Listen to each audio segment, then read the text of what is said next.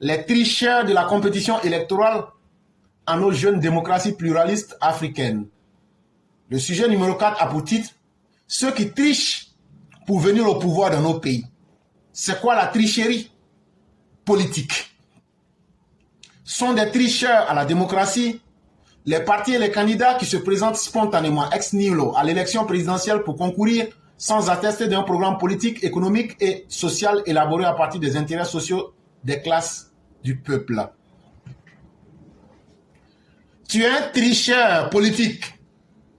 Si toi tu veux prendre le pouvoir dans ton pays, mais tu ne présentes pas de programme politique, tu n'as pas le courage de dire aux populations, voilà ce que j'ai écrit dans un livre, prenez ce que j'ai écrit, et si ça ne s'applique pas, voilà mon programme économique, voilà mon programme politique, voilà mon programme pour la société, voilà mon programme pour l'intérêt des populations et des différentes couches de la population. Quand tu es incapable de faire ça, on appelle ça en français un programme politique.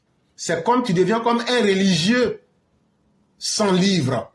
Est-ce que vous avez une fois vu une religion sans un livre? Ici, quand je parle de livre, je parle d'une conception idéologique. Est-ce que vous pouvez faire confiance à quelqu'un qui dit non, moi je n'ai pas d'idée? Quand tu ne peux pas écrire ce que tu penses là, c'est que tu n'as pas d'idée. Donc tu es un tricheur. C'est comme un élève qui n'a pas étudié mais qui veut passer son examen. Et ça, les exemples sont là. Laurent Gbagbo, Simone Veil, Soro Guillaume, Blé Goudé, ils veulent tous être présidents. Mais ils ne peuvent pas et ne pourront jamais vous présenter un programme de campagne. Ils ne peuvent pas vous dire par écrit, voilà ce que je vais faire, voilà le nom de mon programme, ils ne peuvent pas. Donc eux là, ce sont des tricheurs politiques. Deuxième tricheur politique, sont des tricheurs à la démocratie, des candidats autoproclamés qui sortent des bois à l'approche des élections présidentielles pour revendiquer l'exercice du pouvoir d'État en s'affublant des titres d'opposants que ne justifie aucune action d'opposition constructive. Toi, tu t'en vas quelque part, tu viens mentir aux gens. Les gens même, ils disent que si je ne suis pas candidat, la Côte d'Ivoire va brûler. Ils disent que c'est moi qu'ils veulent. Ils ont pardonné jusqu'à... Moi, j'ai dit non, non. Mais après, on est parti à Beauville. Ils disent que si je ne suis pas candidat, eux vont se suicider. Comme je ne veux pas qu'ils se suicident là. Donc, j'ai accepté. Le 10 mai là, ils disent qu'ils vont encore m'investir. J'ai dit ne m'investissez pas. Ils disent on va prendre Grumet pour venir t'attraper et puis on va t'investir. Moi aussi, j'ai dit comme c'est comme ça là. Bon, avant le 10 mai, j'ai déjà accepté. Tout ça là. Toi-même, tu t'es autoproclamé. Mon frère, tout le monde sait. Même les enfants de ces pays aujourd'hui savent que tu es en train de mentir aux gens. C'est toi-même qui es en train de te proclamer parce que tu te prends pour un dieu. Parmi eux là-bas, tu es leur dieu. Et donc, tu t'es mis dans les bois. Et comme tu sais qu'il y a une élection présidentielle qui vient, pour que tu puisses avoir accès au sang des Ivoiriens, tu t'es affublé encore des titres d'opposants.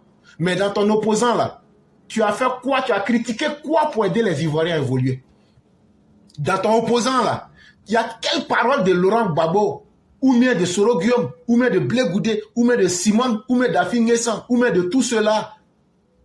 Il y a quelle de leurs paroles qui a été utile au peuple et le peuple s'en souvient?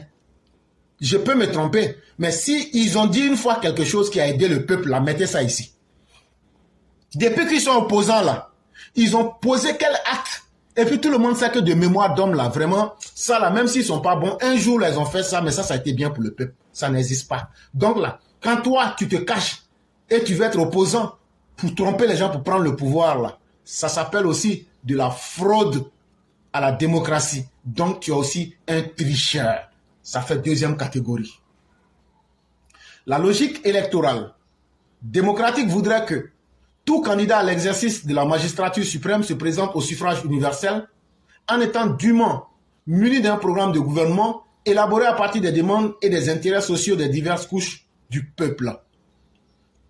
Lorsqu'on est en démocratie, là, si on veut véritablement être un vrai candidat et ne pas être un tricheur, qu'est-ce qu'on fait? On se lève, on va vers le peuple, on leur demande, vous-même là, quels sont vos besoins? Qu'est-ce qu'on peut faire pour améliorer vos conditions de vie? Vous prenez note et vous faites ça presque dans toutes les couches en fonction des besoins et des intérêts. Et vous écrivez un document. Ce document-là s'appelle le programme de gouvernement. Et une fois que vous avez ce programme de gouvernement-là, vous dites au peuple, voilà la Bible que je vous présente, sur la base de vos besoins que vous-même vous avez exposés. Donc, voilà quand je vais venir, voilà mes solutions. Tu sors en public pendant les campagnes pour dire, est-ce que vous et moi, les enseignants, est-ce qu'on ne s'est pas assis? Est-ce qu'on ne s'est pas entendu sur un certain nombre de faits? Voilà ça à la page 10. Voilà ce qu'on va, voilà ce qu'on s'est dit et voilà ce qu'on va faire. Les paysans, c'est comme ça. Mais toujours être en train de mentir aux gens. En train de penser que l'histoire du monde c'est figé. Comme si eux n'avaient pas dirigé. Nous, on va payer le cacao à 10 000. Pourquoi vous mentez aux gens? Pourquoi vous n'aviez pas payé à 10 000 lorsque vous étiez là?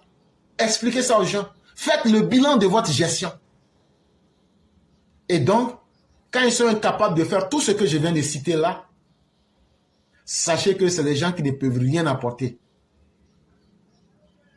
Car la raison d'être de l'État et du gouvernement démocratique, en tant que pouvoir exécutif, est littéralement d'exécuter et de mettre en œuvre à travers les lois le programme électoral qui fut majoritairement élu dans les urnes. Chers parents, la vérité ici, c'est que nous vivons dans un pays où il y a des lois. Qu'elles soient appliquées ou pas, en tout cas, il y a des lois. Et tout le monde sait aujourd'hui que quand on est en démocratie, là, c'est pour venir exercer le pouvoir pour le bien-être des populations. Mais est-ce que tu peux venir exercer un pouvoir si tu n'as pas un plan? Depuis quand vous avez vu quelqu'un construire une maison sans plan? Donc les politiciens tricheurs comme les Laurent Gbagbo là, ils ne te présentent pas plan de la maison, mais ils te disent qu'il va construire la maison. Il va construire comment? Il ne te fait pas devis, il ne fait pas budget. Il dit lui va construire la maison, il va faire ça comment? C'est ça qu'il a fait. Non, avec 1 milliard, je construis l'université. 0 pendant 10 ans. Route, il n'a pas pu. Courant, il n'a pas pu, rien. Parce qu'il n'avait pas de plan. Le plan en politique là, c'est comme quand tu veux construire une maison. Est-ce que tu peux dire, je vais dépenser seulement comme ça dans le vide?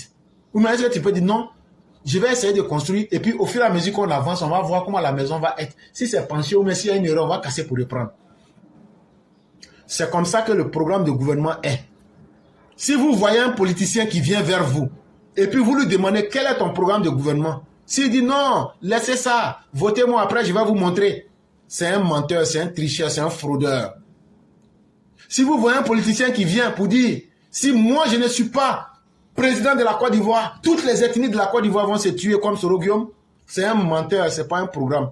Si vous voyez un politicien qui vous dit, quand moi je vais venir là, les Ivoiriens vont se réconcilier, c'est un menteur. Si demain nous on va dans l'opposition là, nous on ne se réconcilie pas avec quelqu'un. C'est aussi simple que ça. Parce que la réconciliation ne peut pas être un programme de gouvernement. Et donc de la même manière que cela ne se peut pas, c'est de cette même manière que tu ne peux pas construire une maison sans plan. Tu ne peux pas construire une maison sans faire un budget. Tu ne peux pas construire une maison sans aller chez un architecte. Tu ne peux pas construire une maison sans essayer de te donner un budget. Et donc, faites attention. Chaque fois que ces gens vont venir vers vous, dites-leur quel est votre programme électoral, quel est votre programme de campagne. Parce que c'est grâce à ce programme-là qu'on va regarder, on va comparer, et puis on va leur dire, bon, vous, votre programme, ça nous plaît. Comme votre programme nous plaît, là, et puis vous avez écrit là, on va vous juger sur ça. Mais eux, ils ont peur de ça, ils ne veulent pas faire ça. Voilà la réalité qui est là. On élit en démocratie un parti ou une personne qui porte et incarne un programme et un projet sociétal. Et donc en démocratie, là, on ne vote pas quelqu'un parce qu'il s'appelle Laurent Gbagbo, on ne vote pas quelqu'un parce qu'il s'appelle XY, on ne vote pas quelqu'un parce qu'il s'appelle Alassane Ouattara. On vote quelqu'un parce qu'il a un programme, parce qu'il a un idéal de la société dans laquelle nous vivons.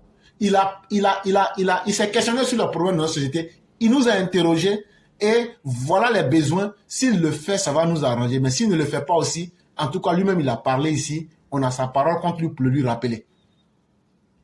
Ce programme et ce projet sociétal n'est rien d'autre que la mise en forme réflexive, politique et économique de l'ensemble des intérêts socio-culturels majoritaires de la population.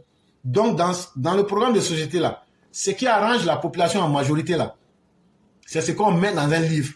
Et c'est ce livre-là qui s'appelle le livre, si vous voulez, qu'on appelle le programme de gouvernement ou un projet de société. C'est la même chose.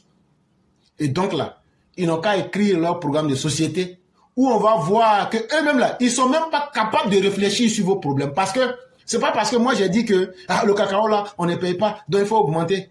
C'est pas ça, hein. Après là, on prend des spécialistes, on s'assoit, on pose la question. Comment on va faire pour régler le problème des paysans en Côte d'Ivoire? Donc, la question des paysans, comment faire pour mieux payer notre cacao? Voilà la réponse qu'on met en bas, après une longue réflexion. C'est ça, un livre projet de société. C'est pas un livre pour dire, ah non, je vous ai entendu, hein, bon, ce que vous avez demandé là, oui, j'ai compris. Non, non, non, c'est pas ça, hein. Parce que toute personne sérieuse qui vient là, quand elle prend et puis elle lit, on sent qu'il y a de la réflexion dedans. Et il y a une réponse correcte qui a été donnée. Quel système économique? Je vous ai parlé d'une maison. Est-ce que tu peux construire une maison sans réfléchir? Est-ce que tu peux construire une maison si tu n'as pas un plan? Le plan ici, c'est la politique. Est-ce que tu peux construire une maison sans réfléchir? Est-ce que tu peux construire une maison si tu n'as pas d'argent? Et donc là, il faut réfléchir politiquement, économiquement et socialement, voire même culturellement. Et donc là, c'est tout un ensemble de travail. Mais ce sont des paresseux intellectuels. Parce qu'en réalité, ils ne valent rien. Ce sont des théoriciens. Mais ce sont encore des lamentables. Ce sont des bateaux échoués en pleine mer. Voilà toute la réalité qui est là. Et ils veulent distraire le peuple, mais ça ne passera pas. La raison d'être des partis politiques est d'établir cette correspondance réflexive entre les intérêts sociaux et les programmes de gouvernement. Donc, ce qui fait que les partis politiques existent là, c'est que les partis politiques n'ont d'intérêt que quand elles se transforment en centre de réflexion. C'est-à-dire, les partis politiques là, que tu sois dans l'opposition ou au parti au pouvoir là, vous devrez avoir des gens efficaces qui peuvent réfléchir sur les problèmes. Et puis maintenant donner des solutions qui vont dans l'intérêt des populations. Et c'est ça le rôle des partis politiques. Cela va sans dire à la fois que la légitimité démocratique du programme d'un parti repose nécessairement sur cette correspondance. Donc pour que tu écris un programme de société et que ce programme de société-là puisse attirer les gens, il faut que la qualité de la réflexion qui est dedans là puisse être supérieure à celui de ton concurrent. Et quand c'est comme ça, le peuple là, lui, il regarde et puis il dit, type là, lui, il a bien réfléchi ici. Ce programme partisan doit être le reflet des demandes et des intérêts sociaux des classes de la société. Et donc, dans le programme de gouvernement, là, on doit retrouver les besoins des populations, les solutions qui sont proposées et les intérêts que les populations peuvent retirer. Il ne doit ni être l'expression des demandes corporatistes de la nomenclature du parti, ni la déclamation de son idéologie par tel par exemple l'anticolonialisme, le panafricanisme en certains États postcoloniaux, ni l'expression de mots d'ordre de mobilisation de l'appareil du parti dans la lutte pour le pouvoir. Un programme de gouvernance, ce n'est pas un document qu'on s'en va écrire pour dire « Non, moi j'ai appelé tout le monde, je leur ai demandé leurs problèmes et j'ai écrit ça dans un livre. » Non, on le sait déjà, mais quelle solution tu peux apporter? C'est ça qui fait un programme de campagne un vrai programme de campagne. Un livre projet de société, c'est pas de se lever pour dire non, nous on est anticolonialistes, nous on est panafricains. Et puis après, oui. Et puis après, il y a quoi? Le soleil va tomber ou bien? Parce que vous êtes panafricains, donc on n'a qu'à se suicider. Ce n'est pas ça un programme. Un programme de campagne, c'est pas de dire oui, j'ai mobilisé les gens, il y a beaucoup d'hommes derrière moi, donc je suis populaire, donc je dois être président. Non. Ça, c'est pas un programme de campagne. Ça, c'est une mobilisation des foules. Parmi eux-mêmes, il y a beaucoup qui ne sont même pas des votants. Ça aussi, on va te dire ça. Il se trouve que bon nombre des partis politiques et des candidats à l'exercice de la magistrature suprême dans nos jeunes démocraties africaines dérogent à la règle démocratique fondamentale de représentativité sociale des programmes. Malheureusement, il y a beaucoup dans nos pays africains qui pensent que la politique, c'est le cri, c'est le bruit, c'est le brouhaha, c'est même la cacophonie, alors que la politique doit être une symphonie entre la réflexion et la résolution des problèmes d'une société. Et non la cacophonie. Quand tu es dans la cacophonie, là, c'est comme quand, par exemple, 3 ou 4 personnes parlent ensemble. Même si vous dites des bonnes choses, ça devient de la cacophonie. Mais quand vous parlez, quand tout le monde se tait et qu'on écoute un, quand lui finit, l'autre prend la parole, on appelle ça une symphonie. Et dans une symphonie, vous voyez que vous arrivez à résoudre simplement les problèmes.